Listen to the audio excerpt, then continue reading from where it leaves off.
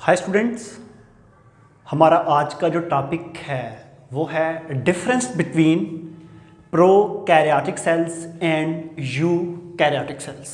ठीक है, हमारे चैप्टर का सबसे लास्ट का ये टॉपिक है। इससे पहले हमने पूरे चैप्टर में सेल के अंदर पाई जाने वाली ऑर्गेनेलिज के बारे में पढ़ा है।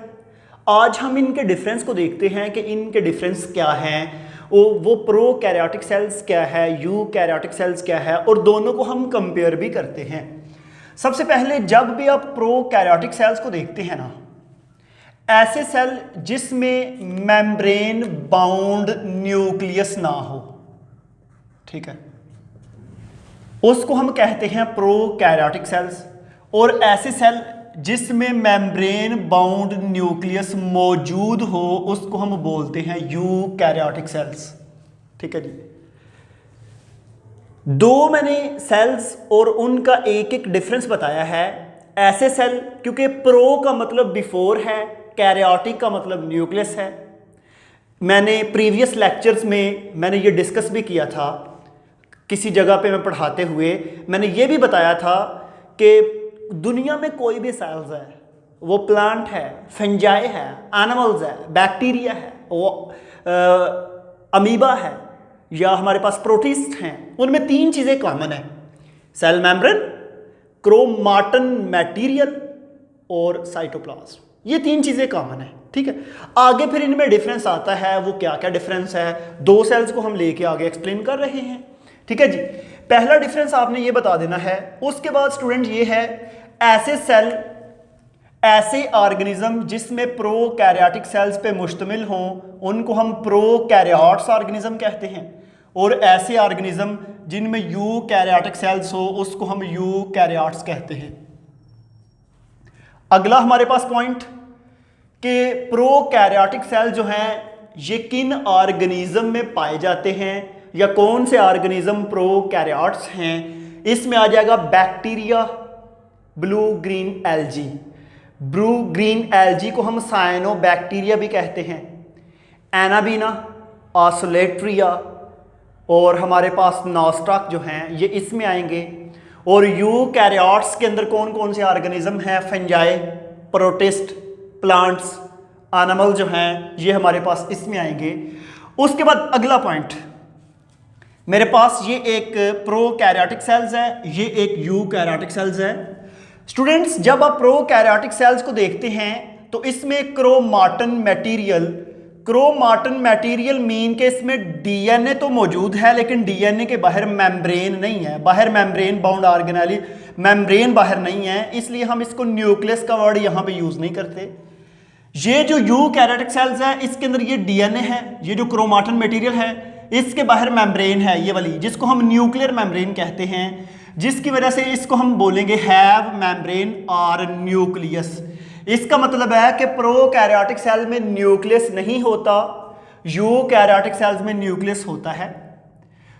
प्रोकैरियोटिक सेल्स में जो राइबोसोम्स है, मैंने राइबोसोम्स वाले टॉपिक में बताया था कि प्रोकैरियोटिक सेल्स में 70S स्वेड वर्क और यूकैरियोटिक सेल्स में 80S होते हैं।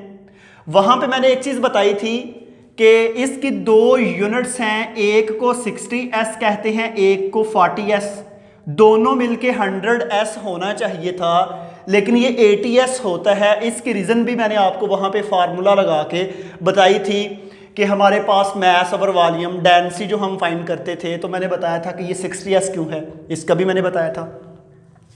उसके बाद जो प्रोकैरियोटिक सेल जिसमें माइटोसिस मिस है, इसमें माइटोसिस नहीं होती, इसमें फिशन हो जाएगी, फ्रेगमेंटेशन हो जाएगी, बडिंग हो जाएगी।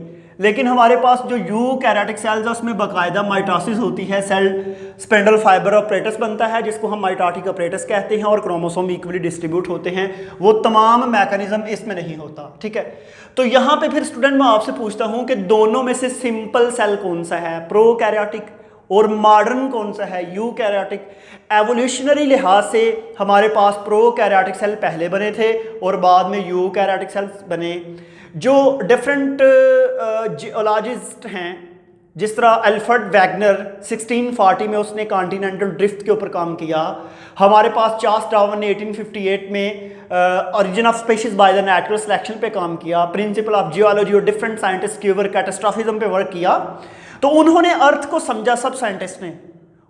उनमें जितनी भी जियोलॉजिकल टाइम स्केल में अगर हम देखें तो हमारे पास जो प्रोकैरियोटिक सेल्स हैं ये 3.5 बिलियन ईयर्स अगो बने, और जो यूकैरियोटिक्स हैं ये 2.5 बिलियन ईयर्स अगो बने। तो ओल्ड कौन से हैं? प्रोकैरियोटिक, क्योंकि प्रोकैरियोटिक यूकैरियोटिक सेल की निस्बत 1000 टाइम पुराने हैं। सॉरी 1000 मिलियन 1 बिलियन या 1000 मिलियन ईयर्स जो हैं ये पुराने सेल्स हैं यूकैरियोटिक से। तो हमारे पास अगर एवोल्यूशनरी लिहाज से देखा जाए तो इनको हम एंसेस्टर समझते हैं, किसके? यूकैरियोटिक के। तो इसके ऊपर भी पूरी एक जो है थ्योरी है एवोल्यूशन वाले चैप्टर में, evolution prokaryotic to eukaryotic cells, उसमें पूरा मेम्ब्रेन इन्वेजिनेशन हाइपोथेसिस और एंडोसिम्बायोटिक हाइपोथेसिस के जिक्र करते हैं।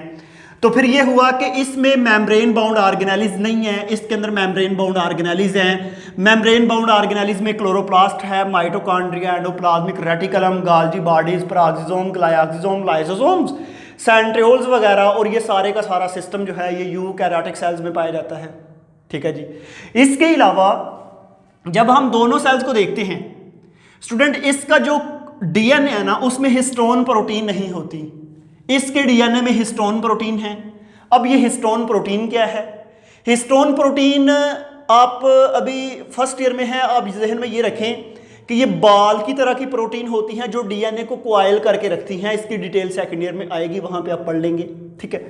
उसके बाद एक और मेन डिफरेंस है प्रोकैरियोटिक सेल्स का और यू का, जिसको हम बोलते हैं कि ये एक ये हमारे पास एक बहुत एग्जैक्ट डिफरेंस क्रिएट करता है कि जो प्रोकैरियोटिक सेल की सेल वॉल और यूकैरियोटिक सेल की सेल वॉल जो है इसमें बड़ा डिफरेंस है। ठीक है जी। यहां पे मैं आपको एक चीज बताऊं, काइटन की सेल वॉल फंजाई की सेल वॉल बनी होती है काइटन से, प्लांट की बनी होती है सेलुलोज से। इसी तरह जो बैक्टीरिया है इसकी सेल वॉल में ये दोनों चीजें नहीं है। इसकी सेल वॉल में पेप्टिडोग्लाइकेन है, पॉलीसैकेराइड, इसके अलावा म्यूरिन, अमाइनो एसिड्स।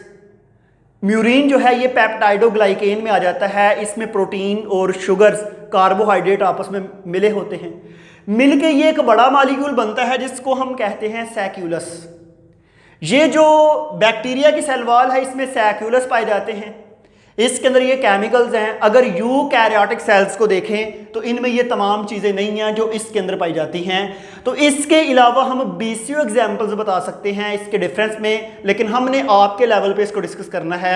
आप जब ये सारा पैराग्राफ पढ़ेंगे तो इसमें आपके तमाम कॉन्सेप्ट क्लियर हो जाएंगे कि प्रोकैरियोटिक सेल और यू में क्या डिफरेंस है। तो चैप्टर 4 हमारा आज यहाँ पे कंप्लीट हुआ। तो हम अब इसके बाद नेक्स्ट चैप्टर स्टार्ट करेंगे। तो आज के लिए स्टूडेंट